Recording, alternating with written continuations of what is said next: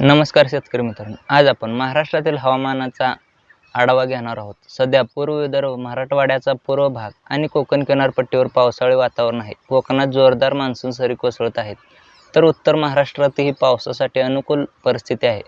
मध्य महाराष्ट्र आणि मराठवाड्यात हवामान बदलताना दिसत आहे. मात्र दक्षिण कोकणात आणि पश्चिम महाराष्ट्राच्या काही भागात पावसाची तीव्रता तुलनेने कमी आहे.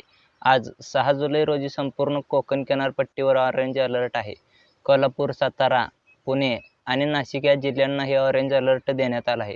तर नंदुरबार, धुळे, जळगाव, छत्रपती संभाजीनगर, जालना, परभणी, हिंगोली आणि गडचिरोली येथे येलो अलर्ट आहे. याचा अर्थ या भागात आज पावसाळी वातावरण राहील. उद्या 7 जुलै रोजी पुणे जिल्ह्यातील रेड अलर्ट जारी करण्यात आला आहे. कोकणासाठी सर्व जिल्हे, विशेषतः नाशिक, सातारा आणि कोल्हापूर येथे ऑरेंज अलर्ट आहे.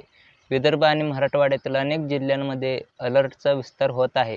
याचा अर्थ पावसाचे प्रमाण वाढण्याची शक्यता आहे. स्कायमेटच्या अंदाजानुसार विदर्भात वादळी वाऱ्यांसह मेघगर्जनेसह पाऊस पडेल. कोकण आणि उत्तर महाराष्ट्रात जोरदार सरी कोसळतील, तर पश्चिम घाटालगतच्या जिल्ह्यांवरही पावसाचा प्रभाव राहील. दक्षिण मराठवाडा आणि पश्चिम महाराष्ट्रात मात्र पावसाचे प्रमाण कमी राहण्याची शक्यता आहे. 8 जुलै विदर्भात मुसळधार पाऊस अपेक्षित आहे, तर उत्तर मराठवाडा, उत्तर महाराष्ट्र आणि कोकणात पावसाचा जोर कायम राहील. 9 जुलैला मराठवाड्याच्या उत्तरेकडील भाग आणि विदर्भात पावसाची शक्यता आहे. विशेषतः कोकण आणि विदर्भात पावसाचा जोर अधिक राहील. 10 आणि 11 जुलैला विदर्भ आणि कोकणात पावसाळी वातावरण कायम राहील, पण मराठवाडा आणि पश्चिम महाराष्ट्रात पावसाची तीव्रता कमी होऊ शकते. 12 जुलैला कोकणात पाऊस कायम राहील, तर मध्य महाराष्ट्रात तुरळक पावसाची शक्यता आहे. एकूणच 11 आणि 12 जुलैला महाराष्ट्रात पावसाचे प्रमाण कमी होण्याचे संकेत आहेत. मराठवाडा, पश्चिम महाराष्ट्र आणि मध्य महाराष्ट्रात सध्या पावसाचे प्रमाण कमी आहे, पण हवामानातील बदल कधी होईल? मॉडेलनुसार 17 आणि 18 जुलैपासून महाराष्ट्रात हवामानात बदल दिसेल.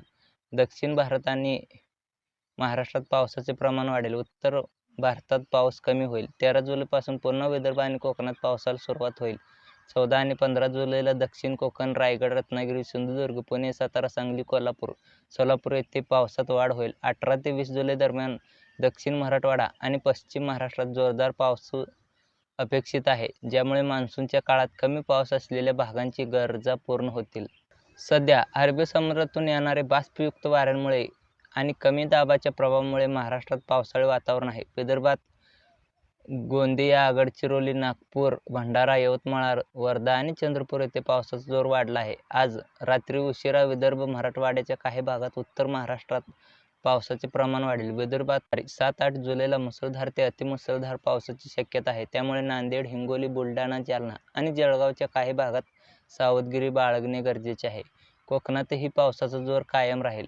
हा पाऊस शेतीसाठी जीवदान देणारा ठरू शकतो. सध्या महाराष्ट्रातील प्रत्येक जिल्ह्याच्या सरासरीच्या तुलनेत 100 मिलीमीटरपर्यंत पावसाची तूट आहे. 7 ते 9 जुलै दरम्यान येणारा पाऊस ही तूट भरून काढण्यास मदत करेल. 10 जुलैपासून कमी दाबाचा प्रभाव कमी होईल, पण 12 आणि 13 जुलैपासून पुन्हा मान्सून सरी सक्रिय होतील. 18 तारखेनंतर दक्षिण भारतात आणि महाराष्ट्रात पावसाचे प्रमाण वाढेल, ज्यामुळे शेतीसाठी अनुकूल परिस्थिती निर्माण होईल.